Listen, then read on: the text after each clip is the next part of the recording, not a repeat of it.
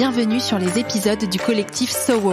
Nous sommes 5 podcasteuses, Delphine, Jeanne, Léa, Sophie et Valentine. Nous agissons pour faire rayonner une vision optimiste du monde du travail. Nous décryptons les transformations Et nous donnons de l'écho aux acteurs et entreprises qui construisent ce nouveau monde. Si vous nous écoutez, c'est que vous pensez que c'est possible. Faites avancer vos réflexions et vos actions avec nous. Bonjour, bienvenue dans ce nouvel épisode. J'espère que vous allez bien. Je suis ravie de vous retrouver. Alors vous avez entendu un générique qui vous parle de SoWo, donc là je pense que vous êtes perdus, mais vous êtes bien sur l'entreprise de demain. Je vous explique. Plusieurs fois par an, je vais vous retrouver ici, en compagnie de 4 autres podcasteuses spécialisées dans les mutations du travail, sous le nom de notre collectif SoWo. Spreading an Optimistic World of Work. Ou en français, faire rayonner une vision optimiste du monde du travail. On a voulu labelliser ces conversations tout simplement. Et pourquoi ces conversations à 5 voix ? Parce qu'on est convaincu que le travail de demain doit s'écrire à plusieurs. Et on trouvait intéressant de mixer nos profils et nos visions complémentaires. Et pour nous accompagner et nous soutenir tout au long de l'année 2023 sur ces conversations à 5 voix, nous avons un partenaire de choix, Yemanja. Yemanja et nous, on partage cette envie commune de faire émerger de nouvelles expériences de travail enthousiasmantes avec l'humain au cœur. Et c'est vrai que parmi les grands chantiers des mutations du monde du travail, il y a celui de l'espace, du lieu, où et comment on travaille ensemble. Je pense que ça ne nous a pas échappé. Et Yemanja, conçoit et réalise des aménagements de bureaux singuliers et personnalisés. Il considère que l'histoire, l'univers et la culture d'une entreprise doivent être incarnés. Ils veulent rendre tangible l'esprit d'équipe, favoriser l'engagement, le lien et le plaisir au travail. Et ça, vous comprenez que pour nous, ça résonnait beaucoup. Alors, pour cette première conversation à 5 voix du collectif SoWo, nous parlons d'un sujet fondamental pour toute organisation, l'engagement. Alors, on va voir que l'engagement va bien au-delà du travail. Alors, c'est une conversation qui est dense, qui est nourrie par la diversité de nos profils, expériences et âges. C'est d'ailleurs ce qui nous a donné envie de créer ce collectif, comme je vous l'expliquais. Et pour ma part, j'ai le sentiment que cet épisode illustre parfaitement la puissance de ce collectif. Et puis, bien sûr, je compte sur vous pour vous joindre à nous, parce que le collectif sera d'autant plus puissant. Alors, on a une page LinkedIn que vous pouvez aller suivre, mais surtout, on a une question pour vous à la toute fin de l'épisode, alors restez jusqu'au bout. Donc maintenant, je vais vous expliquer un peu, je vais poser un peu le sujet. Donc, la question de l'engagement, elle est plus sensible aujourd'hui et plus complexe encore que quand j'ai commencé à m'y intéresser, à travailler dessus il y a 20 ans. J'ai commencé les études d'engagement. Et je m'occupais d'engagement des collaborateurs. Nos parties prenantes et collaborateurs sont avant tout des citoyens et attendent de l'entreprise qu'elle s'engage aujourd'hui, qu'elle agisse pour le futur, pour leur futur, qu'elle leur permette eux-mêmes d'être acteurs de ce futur et qu'elle les accompagne dans des domaines plus larges que la vie professionnelle. C'est pour ça que je dis que le concept dépasse. Et d'ailleurs, c'est quelque chose de nouveau, c'est que c'était pas du tout le cas à l'époque quand je m'en occupais au tout début. Gallup a pris le parti, donc Gallup c'est un institut très connu qui travaille sur l'engagement au niveau mondial, a pris le parti de regarder la notion d'engagement de manière beaucoup plus globale. Vous allez voir, on vous en parle, je vous donne un petit peu des chiffres de Gallup justement en début d'épisode. Donc voilà. Donc pour cet épisode, eh bien, on s'est attaché à définir la notion d'engagement telle qu'on l'observe aujourd'hui. Et ensuite, on va vous partager notre analyse et vous proposer des clés d'engagement qui sont riches et très variées. Et l'idée, encore une fois, c'est à vous de piocher et de nous dire ce qui fait sens pour vous et chez vous. Vous savez, sur ce podcast, je dis toujours, il n'y a pas de modèle, mais il y a des rôles modèles, il y a plein de façons de faire. Donc, dites-nous ce qui a fait sens pour vous, ce qui fait sens chez vous. Et puis, répondez à notre question qui est à la toute fin. Et bonne écoute! Bonjour Delphine de l'entreprise de demain. Bonjour, moi c'est Sophie du podcast Chef. Bonjour, c'est Valentine de New Prana. Bonjour, c'est Léa du podcast Le Tilt. Bonjour, moi c'est Jeanne du podcast TAF. Alors aujourd'hui, on voulait vous parler d'engagement. Mais avant de rentrer dans le vif du sujet, on a pris le temps de regarder un petit peu les chiffres. Alors, on a pris comme référence Gallup, son dernier rapport, The State of Global Workplace, qui date d'avril 2022. Mais qui nous a interpellés. Donc, dans son dernier rapport, le taux d'engagement en France, qui est un des plus bas d'Europe, le plus bas d'Europe, est de 6%, contre 21% dans le monde. Gallup s'est aussi intéressé au taux de stress des salariés. Et là, on a 44% des Français qui déclarent ressentir du stress la plupart du temps au quotidien. Par contre, ce qui est intéressant, c'est que c'est équivalent au reste du monde, à la moyenne du reste du monde. Idem, il y a un sentiment très fort de ne pas être traité avec respect, puisque seuls 8% des collaborateurs se disent être traités avec respect. Alors vraiment, ça nous interroge sur les mutations en cours, sur le rapport au travail, mais on y reviendra parce qu'il y a un dernier score qui nous a interpellés, qui est les salariés français qui se déclarent alors paradoxalement beaucoup plus que le reste du monde, mais quand même épanouis dans leur vie qu'à 43%. La moyenne dans le monde, c'est de 33%. Donc tout ça, ça nous pose beaucoup de questions qu'on a eu envie de partager avec vous. Alors moi, la première question déjà que ça me pose, on parle ici d'engagement collaborateur et on parle aussi peut-être d'engagement tout court. On voit qu'il y a un désengagement sur tous les piliers de la vie. On le voit avec les chiffres Gallup, Delphine, que tu nous partageais, que le désengagement dans le travail, il est plus que significatif. Mais on voit aussi le nombre de mariages qui baisse, le nombre de divorces en hausse. Voilà, il y a les piliers de vie dans lesquels on s'engage, l'amitié, le sport, etc. Ou peut-être que globalement, on s'engage moins. Peut-être dû à l'instabilité aussi des vies qu'on mène, etc. Mais voilà, pour moi, ça me pose une vraie question il y a un désengagement au travail, mais peut-être qu'il y a un désengagement aussi plus global sur tous nos piliers de vie. C'est intéressant ce que tu dis, Léa, là-dessus, et ça me fait penser notamment au fait que j'ai l'impression que dans notre société, on a cette histoire de désengagement et d'engagement dans la vie, dans le travail, et ce lien fait aussi un lien avec le développement d'une société du bien-être, du développement personnel. Et en fait, ce développement personnel qui est de plus en plus répandu dans la vie, dans le travail, etc., a à la fois un effet, selon moi, qui est bénéfique pour l'entreprise et pour le collectif, donc potentiellement pour l'engagement, puisque l'environnement de travail peut être potentiellement plus sain du fait du travail individuel de chacun sur son propre épanouissement, etc. Et à la fois, on peut imaginer aussi qu'il y a un certain individualisme qui ressort de ça et une priorité donnée à son propre bien-être qui peut expliquer un certain désengagement dans l'entreprise et dans les autres sphères de la vie. Oui, moi quand je vous entends toutes les deux, Léa et Jeanne, il y a cette notion de communauté et de vivre ensemble en fait qui me vient et j'aurais envie de l'allier avec la notion d'engagement qui est finalement si on se rend compte qu'on est quand même de plus en plus peut-être isolé, seul. On a tendance aussi à faire peut-être de l'introspection, ce que tu parlais avec le développement personnel. Mais du coup, ce serait intéressant de lier en disant se connaître soi-même, mais au service du collectif. Et finalement, on est quand même des humains et des êtres sociaux. Et donc, retrouver un sens à notre place dans le collectif et dans la communauté pourrait peut-être renforcer l'engagement et le bien-être. Je fais un peu ce lien entre ces différentes notions. Justement, je vais rebondir aussi sur ce que tu disais, Sophie, qui boucle aussi avec ce que vous disiez, Léa et Jeanne, parce que c'est important aussi de savoir au nom de quoi on s'engage. Et effectivement, si on part de l'individu, c'est important pour l'individu de savoir avec quoi il a envie et avec quoi il peut entrer en résonance avec le collectif, avec l'entreprise dans laquelle il évolue. Et donc ça pour moi ça vient questionner pas questionner, plutôt assurer, ancrer l'importance de l'intention, de au nom de quoi on s'engage, au nom de quoi on s'implique. Et justement, ce mot d'implication, il m'a travaillé parce que pour moi, en fait, il y a presque plusieurs niveaux. Qu'est-ce qui va faire que individuellement, on va commencer à se sentir concerné déjà par son travail, par l'entreprise, par sa mission, ce qui va mener à de l'implication, donc c'est le niveau du dessus, qui va mener à le niveau plus fort d'engagement. Et là, il y a quelque chose qui vient soulever cette question encore plus fort. C'est encore plus nécessaire de savoir au nom de quoi on s'engage et qu'est-ce qu'on met derrière ce mot d'engagement, à la fois individuellement et une entreprise engagée. Aujourd'hui, ça peut avoir des connotations différentes, mais il y a aussi plein de nuances, en fait. Donc, ça vient vraiment asseoir cette nécessité d'exploration de toutes les nuances différentes qu'on va mettre dedans. Et on comprend que c'est un sujet qui est finalement assez complexe.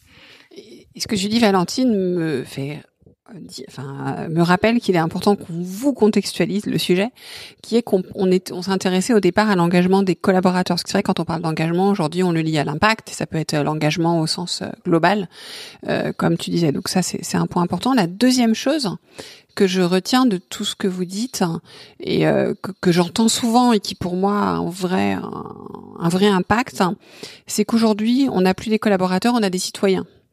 En fait, on est dans une société beaucoup plus ouverte, beaucoup plus connectée, et de ce fait-là, nos collaborateurs sont d'abord des citoyens. C'est vrai que on ne peut pas ignorer quand on est en entreprise que ce qui se passe dans la société se passe chez nous aussi.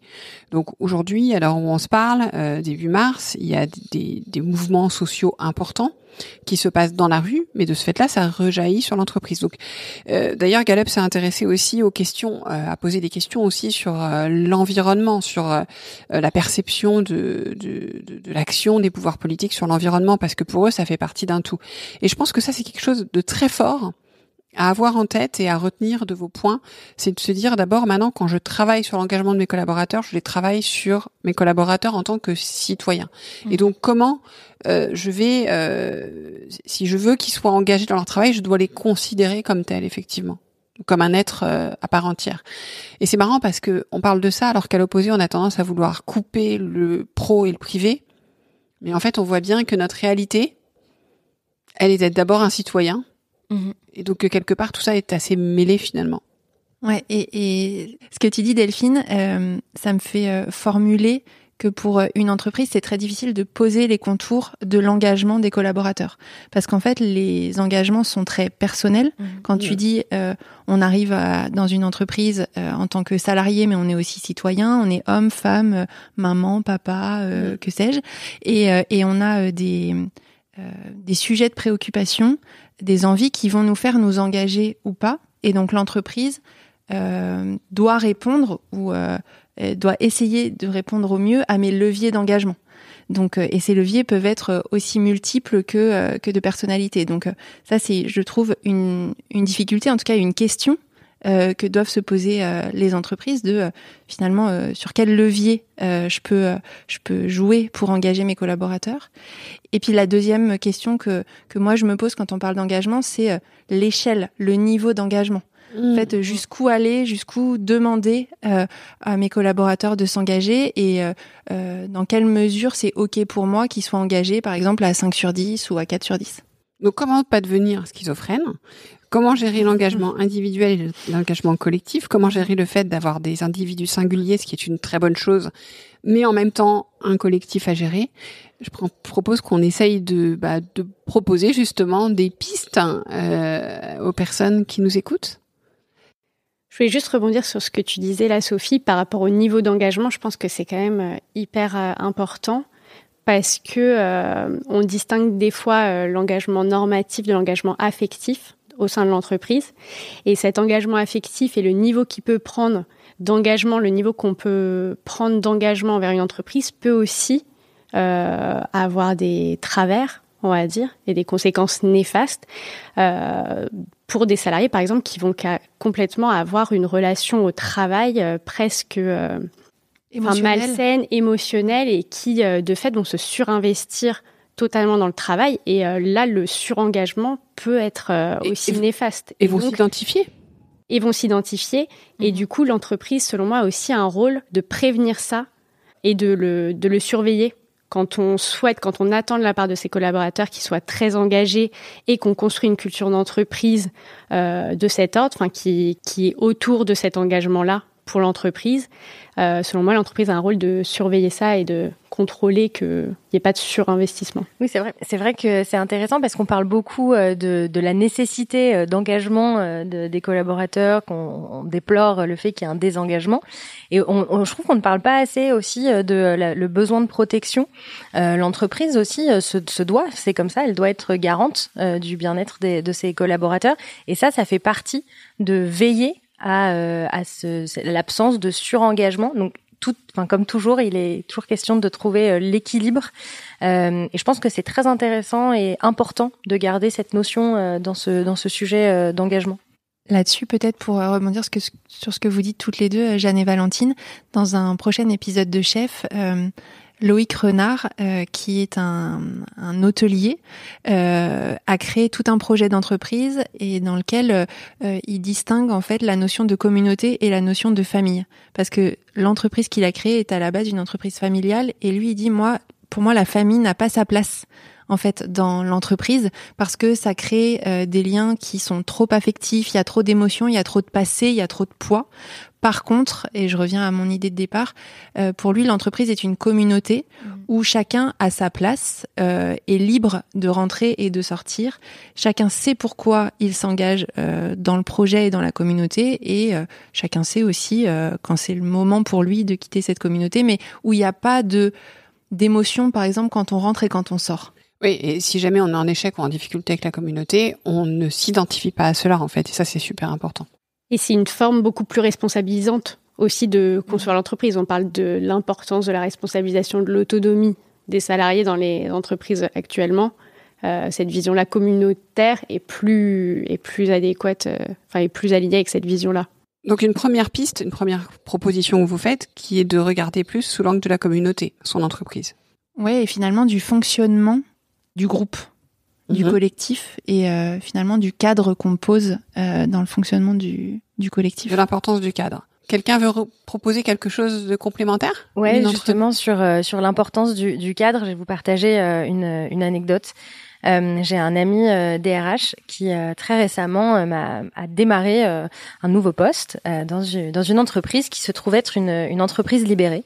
Alors c'est pas forcément la panacée, attention, il y a des pour et les contre de ce modèle, je vais pas entrer là-dedans tout de suite, mais c'est ce que j'ai trouvé vraiment percutant et vraiment intéressant dans son partage, c'est que la première chose qui l'a marqué, il m'a dit je n'ai jamais dans toutes mes expériences professionnelles depuis plus d'une quinzaine d'années, je n'ai jamais vu des collaborateurs autant en sécurité psychologique que dans cette entreprise. Parce que, Jeanne, tu parlais d'autonomie et de responsabilisation, on en parle toutes assez régulièrement. L'importance de ça est absolument fondamentale parce que c'est grâce à ça, c'est grâce à la responsabilisation, à l'autonomie, au sein de ce cadre très défini de cette entreprise qui est certes libérée, mais qui a des règles, qui a un mode de fonctionnement et qui est très clair, que chaque collaborateur peut se sentir en sécurité psychologique et donc s'engager en tenant compte de qui il est, de ses besoins individuels et il sait au nom de quoi il agit dans cette entreprise. Donc pour moi, ça vraiment, il y a une combinaison de plusieurs choses, mais il y a un cadre qui est posé qui permet de se sentir serein et engagé. Et donc ce que tu dis par rapport à ça, ce qu'on retient, c'est effectivement l'importance du cadre. Il est très fort dans l'entreprise libérée parce que pour qu'il y ait cette liberté, il faut un cadre fort. Mais c'est vrai pour toutes les entreprises. Oui, complètement. Et ce qui est vrai, c'est que souvent, quand on n'est pas dans une entreprise, quand on fait pas évoluer la gouvernance, on ne réfléchit pas beaucoup au cadre parce qu'en fait, on pense qu'il est là, qu'il est naturel, qu'il est hors non. Et ça, c'est un autre facteur d'engagement, etc. Parce que du coup, s'il y a un cadre aussi, on peut vérifier si on est aligné ou pas avec le cadre. Complètement. Et ça rejoint aussi ce dont on parlait tout à l'heure, au nom de quoi on agit. Si c'est clair pour tout le monde, ça fait partie de ce cadre-là qui permet plus de sérénité. Ouais, je suis tout à fait d'accord avec vous sur le fait que la notion de cadre, elle est hyper importante, que ce soit dans la manière d'imaginer les process, mais peut-être aussi le cadre que propose l'entreprise en termes d'environnement, comme par exemple des bureaux, mais aussi comment est-ce qu'on fait vivre les équipes, etc. Je trouve aussi que on parle beaucoup de responsabilisation, mais c'est important de mettre le doigt dessus dans le sens où l'entreprise a une grosse part à faire sur ces sujets, mais le talent, le collaborateur, lui aussi est responsable de se poser la question si le cadre qu'on lui propose, si tant est qu'il soit clair au départ et incarné dans l'entreprise derrière, si c'est un cadre qui va lui convenir. Encore une fois, une entreprise libérée ne correspond pas forcément au fonctionnement de tout le monde. Tout à l'heure, tu parlais, Sophie, d'une entreprise familiale qui refusait d'intégrer la valeur famille, en tout cas dans leur fonctionnement. C'est ce qu'on avait vu avec les startups à l'époque qui prônaient beaucoup la famille avec un engagement total en floutant un peu les frontières entre le pro et le perso.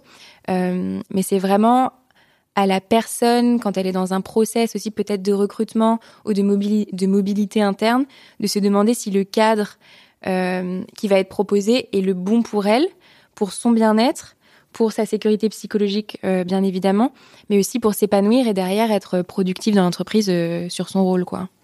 Et là, je fais un clin d'œil à notre partenaire Yemanja, que je remercie d'ailleurs au passage, parce que donc Yemanja, son métier, c'est de faire des bureaux, mais avec une façon particulière, puisqu'ils vont d'abord travailler sur le récit de l'entreprise pour pouvoir concevoir les lieux. Et ça, je pense que c'est un point important parce que ce cadre, il faut aussi pouvoir le matérialiser. Donc, il se matérialise dans l'entreprise libérée d'une certaine manière. Donc, il faut qu'il se matérialise de manière sur le papier, de manière dans les règles, dans la culture, dans les valeurs, dans ces choses, dans la mission, dans les modes de fonctionnement, etc.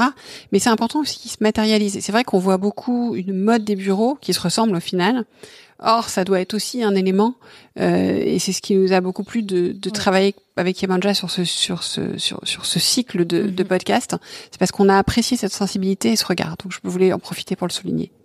Ouais, que ça concrétise, ça matérialise, ça te permet de vivre dans la vraie vie, je vais dire, pas d'un point de vue digital ou émotionnel ou autre, mais vraiment tu vis une expérience physique dans les locaux. Voilà. Donc c'est pas uniquement incarne. esthétique. Voilà. Exactement, c'est pas uniquement Alors, esthétique. on a parlé du cadre. Est-ce qu'il y a une autre chose que vous vouliez proposer? Alors moi, c'est vrai que sur la question de l'engagement, un des sujets que je trouve intéressant en ce moment et important dans les entreprises, c'est le sujet de la reconnaissance au travail, parce qu'il y a un chiffre récent du baromètre C'est mon boulot de l'Odoxa Institut qui a fait soulever qu'il y a 7 salariés français sur 10 qui estiment manquer de reconnaissance.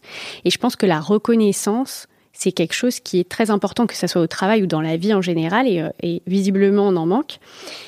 Et il y a une personne sur 2 qui s'estime dans les entreprises être reconnue par son supérieur. Donc là aussi, en tant que levier à la portée des managers et des entreprises, c'est quand même hyper intéressant parce que selon moi, la reconnaissance est un facteur d'engagement au travail majeur. Alors il y a de la reconnaissance qui peut être matérielle, mais il y a aussi d'autres façons de reconnaître le travail, le processus de travail, les résultats, etc.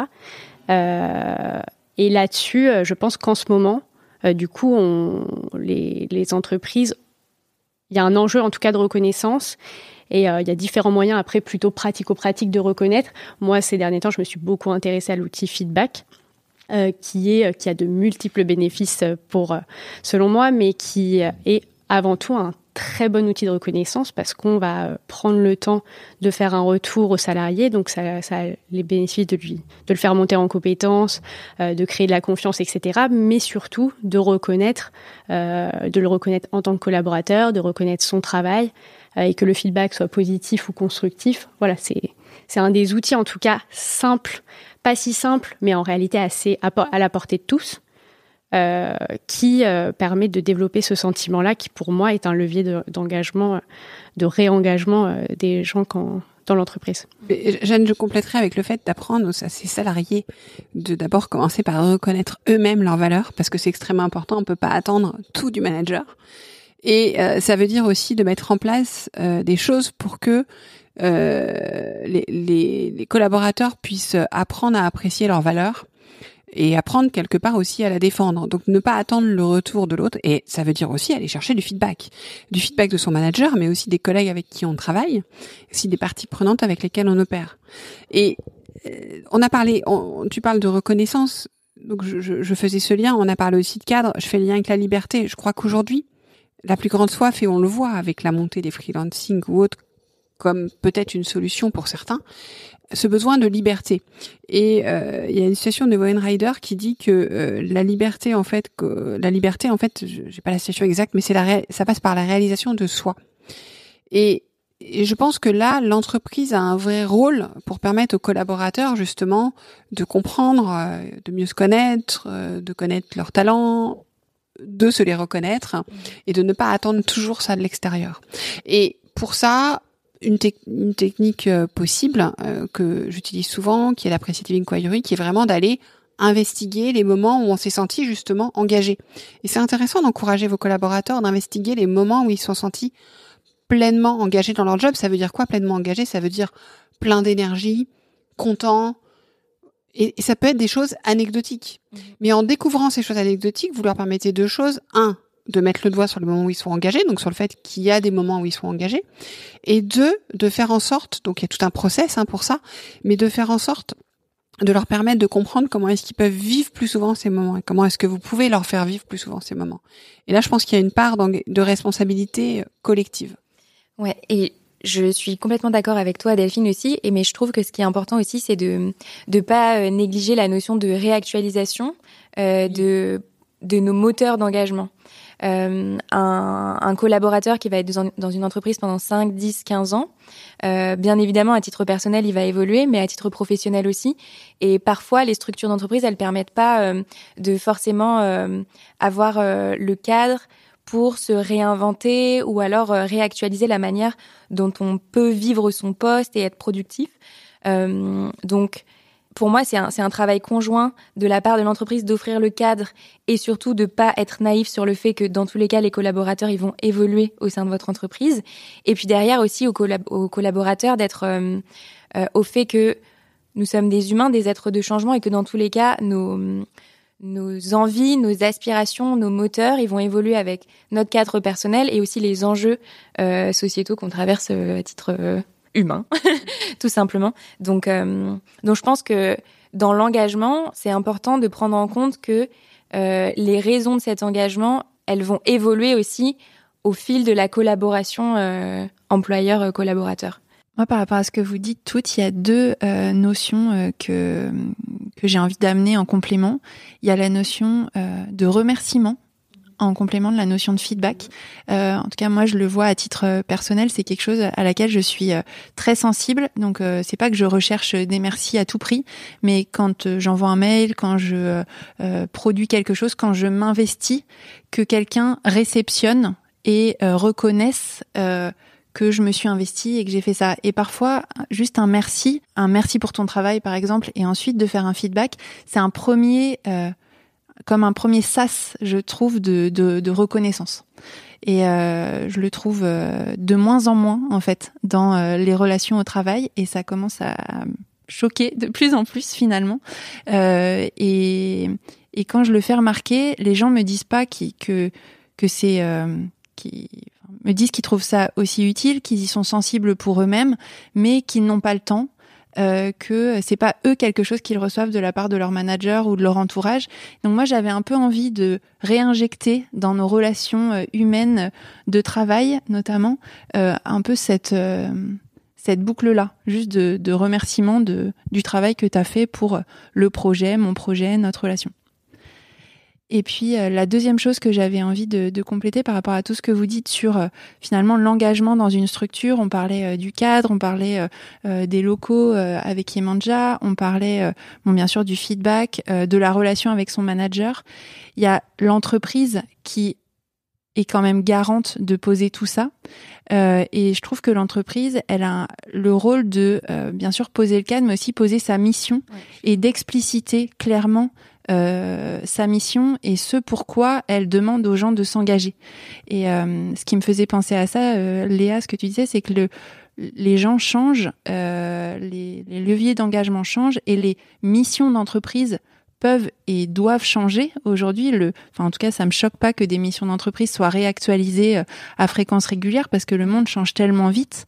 Mais ce qui est important, c'est de faire ce travail-là et de l'expliciter de manière très claire pour que les collaborateurs et les collaboratrices sachent très précisément ce pourquoi on leur demande de travailler, de s'engager dans le collectif. Je suis complètement d'accord avec toi et on a énormément entendu parler ces dernières années de perte de sens, de bullshit jobs, etc.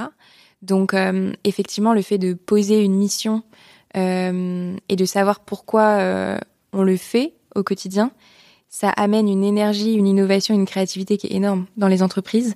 Donc oui, je pense que c'est tout à fait lié. Et ça me faisait penser aussi... moi, j'aurais directement fait le lien avec le merci, en fait. Peut-être qu'on a perdu le sens du merci quand ça n'a pas de sens. Tu vois ? Ouais, et quand on reçoit un travail, quand une collaboration aboutit, que ça a du sens et que ça fait avancer la mission pour laquelle on se lève tous les matins, le merci, il est sincère, il est vrai.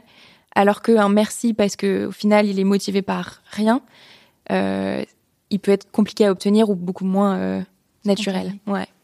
J'ajouterais juste un truc par rapport à ce que tu disais, Sophie, et ce que tu disais aussi, Léa, sur le fait de poser la mission. Je pense qu'il y a aussi une importance à bien la communiquer et à chaque personne de l'entreprise, chaque échelon. Et de ce que j'observe, je trouve que souvent, on manque vraiment de communication en interne sur ces sujets-là, sur les décisions qui sont prises de façon générale, mais sur la mission et sur le sens de ce qu'on fait, etc. Je pense que ça vaudrait le coup vraiment de réinterroger la manière dont on communique et de mieux communiquer et de façon vraiment ciblée. Et là, par exemple, les outils marketing de persona, de connaissance vraiment de ses collaborateurs profondes et de comment leur parler est vachement utile et ne pas communiquer à tous de la même manière sur les informations, mais les communiquer. Et de vérifier, de s'assurer que le message aussi est bien transmis, bien reçu, parce que parfois on voit des entreprises ou des équipes qui partent du principe que parce qu'ils ont fait une action de communication, l'information a été délivrée et donc ça suffit, alors qu'en fait les équipes en bout de chaîne n'ont pas eu accès finalement ou pas correctement. Totalement. Donc de vraiment de s'investir aussi à ce côté-là, de s'assurer que ça roule bien, quoi. Oui, et ne pas attendre toujours des managers qui transmettent eux l'information. Je pense qu'on gagnerait à être plus direct et à communiquer certes une information aux managers dans le but que eux transmettent l'information, mais de communiquer aussi plus directement du dirigeant à tous les salariés pour que ça soit, pour qu'il y ait plus de chances, comme tu dis, Valentine, que ça soit reçu déjà, et pour que ça soit communiqué de façon différente peut-être selon les publics. Alors d'expérience, que ça c'était quand même un de mes sujets pendant 20 ans, c'est beaucoup aussi de la maturité stratégique. C'est-à-dire qu'en fait, comment est-ce que vous permettez à chacun de bien comprendre la stratégie de l'entreprise? Parce qu'en fait, on a beau avoir une mission, c'est là où on va à terme. La stratégie, c'est le chemin qu'on prend. Et la stratégie, elle bouge tout le temps. Et elle bouge encore plus maintenant. Et en fait, les collaborateurs vivent ça comme on sait pas ce qu'on veut. Non, la réalité, c'est que le monde bouge et on bouge avec. Et en fait, quand on permet à chacun d'acquérir une maturité stratégique, une compréhension, et tout le monde peut l'avoir. Moi, j'ai travaillé avec tous les publics. Il faut arrêter de me dire que c'est pas possible selon certains publics. C'est faux. Une fois qu'il y a ça, et quand on parle à l'intelligence des gens, ils sont intelligents, ils comprennent, et voilà. Et donc, du coup, on continue à savoir pourquoi on est engagé, on comprend pourquoi d'un coup c'est le bazar, pourquoi on change le process, pourquoi on fait ci, pourquoi on fait ça. Et ce qui pourrait provoquer un désengagement, parce que presque parfois un jugement aussi sur notre travail, en fait, on arrive à le comprendre.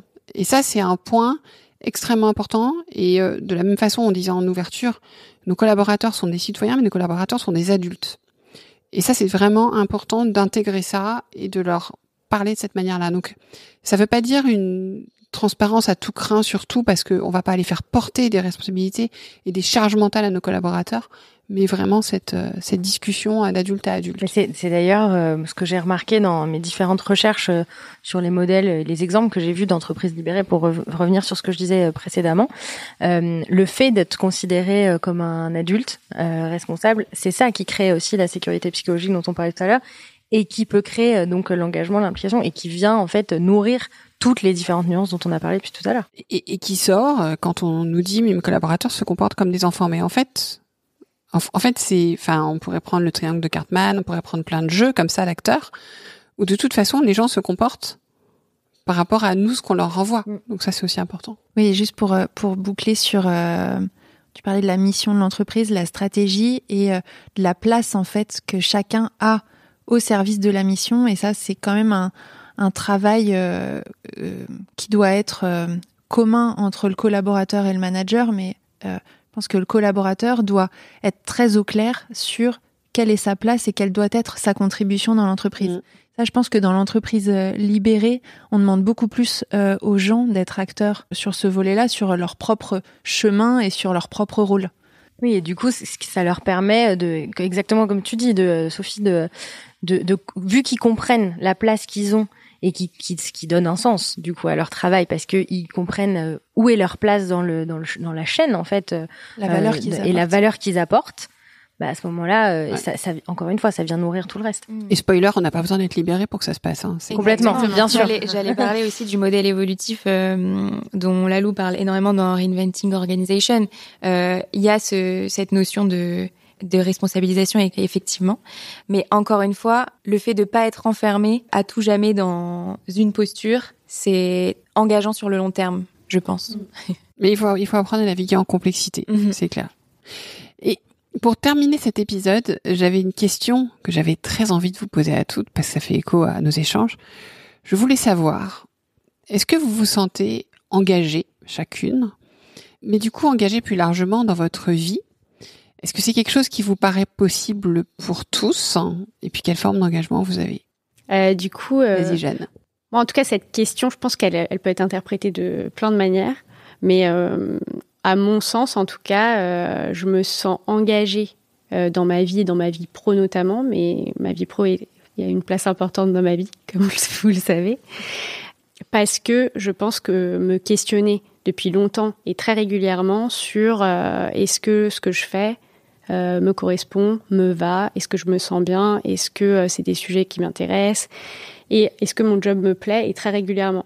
Et vu que je fais un travail personnel régulier de connaissance de moi-même aussi depuis longtemps, et qui est toujours en cours et qui sera sûrement en cours longtemps, ça me permet assez souvent de me poser la question de est-ce que je suis alignée avec ce que je veux faire, est-ce que je suis en train d'aller vers là où je veux aller, etc. Et selon moi, c'est ça qui m'engage. En tout cas, c'est comme ça que je me sens engagée dans ma vie. Donc c'est la connaissance de soi et l'apprentissage permanent. Ouais. Et le check-up régulier, se reposer la question régulièrement. Valentine, je vais rebondir du coup sur ce que tu disais, Jeanne, et ça reboucle un peu aussi avec ce que tu disais, Léa, tout à l'heure. Moi aussi, je me sens très engagée dans ma vie, dans ce que je fais. Je pense que c'est très cohérent avec ma personnalité. Je suis très entière, j'aime bien faire les choses vraiment à fond. Et je suis très impliquée aussi dans mon travail, comme vous le savez aussi. Et j'aime bien cette idée de check-up régulier. Et en fait, justement, tu disais, Léa, de faire, on est responsable et l'entreprise est responsable de veiller à ce que on soit toujours aligné avec la mission, avec les valeurs. Je suis ma propre entreprise, donc c'est assez facile de faire le check. Effectivement, ça c'est important pour moi de vérifier que ce que je fais, comme je le fais de manière très engagée, très entière, de veiller à ce que ça soit toujours, que ça résonne toujours pour moi, que ça ait toujours du sens. Et donc je me sens effectivement très engagée dans ce que je fais. Et pour répondre à ta question, Delphine, je pense qu'on peut tous trouver un endroit dans notre vie. C'est pas obligé que ce soit tout notre travail, tout ce qu'on fait, mais en tout cas un endroit qui a du sens pour nous, dans lequel on a envie de s'engager. Ouais, tout à fait. Alors, moi aussi, Léa. je pense être quelqu'un d'engagé. Déjà dans nos sujets qu'on a en commun, avec le podcast et toutes les choses que je peux proposer autour. Donc, mais aussi parce que le sujet me parle et que j'y crois fort et que j'ai envie de le faire avancer. En y réfléchissant, je me disais, ce qui est intéressant, c'est que la notion d'engagement, en fait, c'est une des premières choses que j'ai dit aux clients que j'accompagne en coaching notamment. Je leur dis, moi, je vais être très engagée dans notre travail ensemble et j'ai besoin que tu le sois aussi pour que le travail porte ses fruits pour toi. Et ça, je pense que c'est aussi le niveau d'engagement que je mets dans mon travail qui fait que y a des résultats intéressants. Et puis pour ouvrir un petit peu sur quelque chose de plus personnel, c'était une de mes intentions de cette année. Bon, un petit peu comme nous toutes, j'ai beaucoup travaillé ces dernières années. Et cette année, je me suis dit, j'ai envie de nourrir mes amitiés et j'ai envie de m'engager en temps, en énergie, davantage que les précédentes années. On a connu le Covid aussi, ça n'a pas aidé.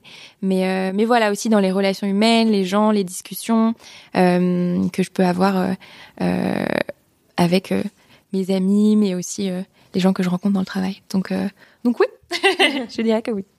Sophie?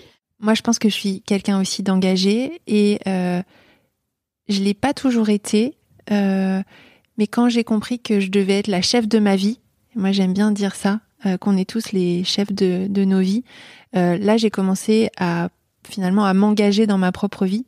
Pendant 10 ans, je me suis beaucoup engagée à travers le travail. Et depuis 2 ans, j'ai voulu m'engager dans d'autres pans de ma vie. Donc bien sûr, le travail est toujours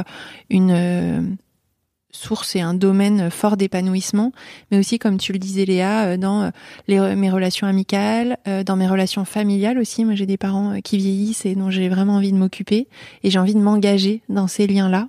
Et puis, j'ai commencé le théâtre et finalement, je me suis aussi fortement engagée dans une troupe de théâtre et dans ce nouvel apprentissage.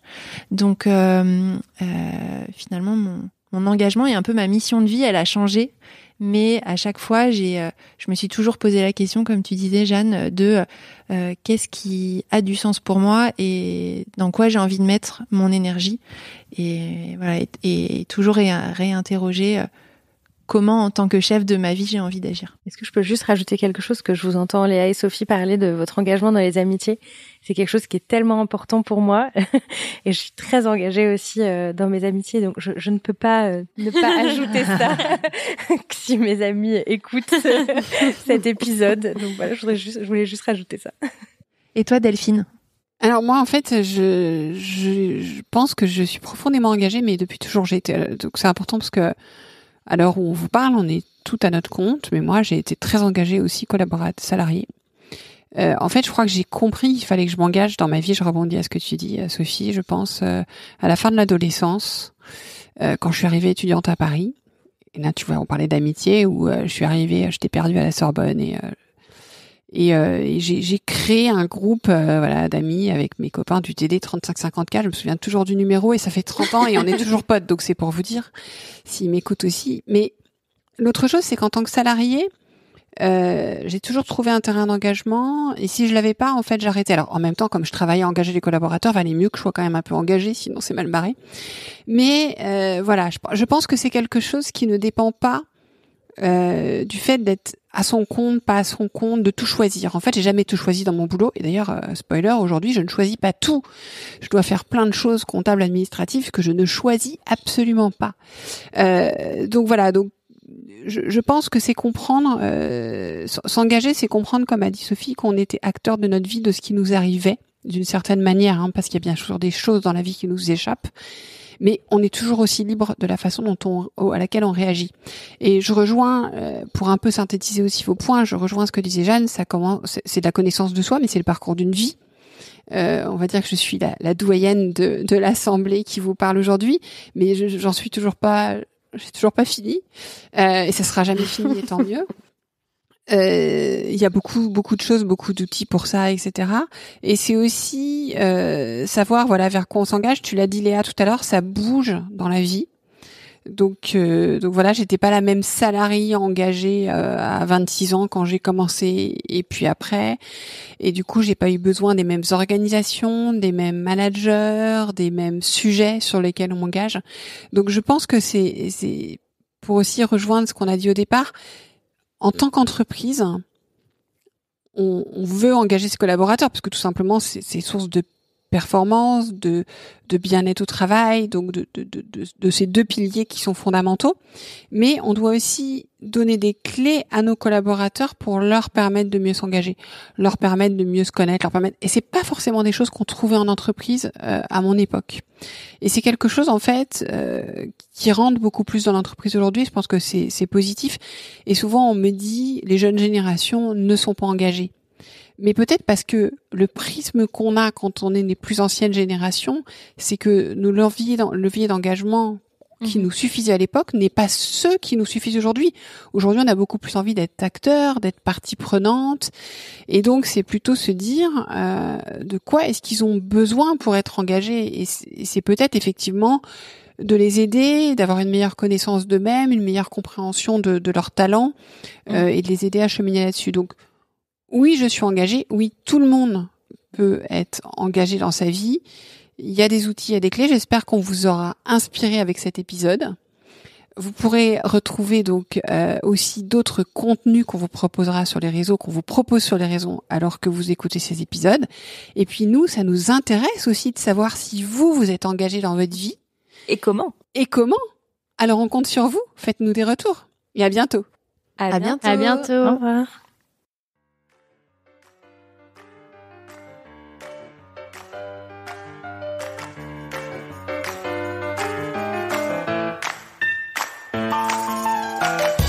Merci de nous avoir écoutés. À bientôt pour la suite de nos explorations. Retrouvez-nous sur nos podcasts et sur la page LinkedIn du collectif SoWo. Si vous avez envie de construire avec nous, contactez-nous.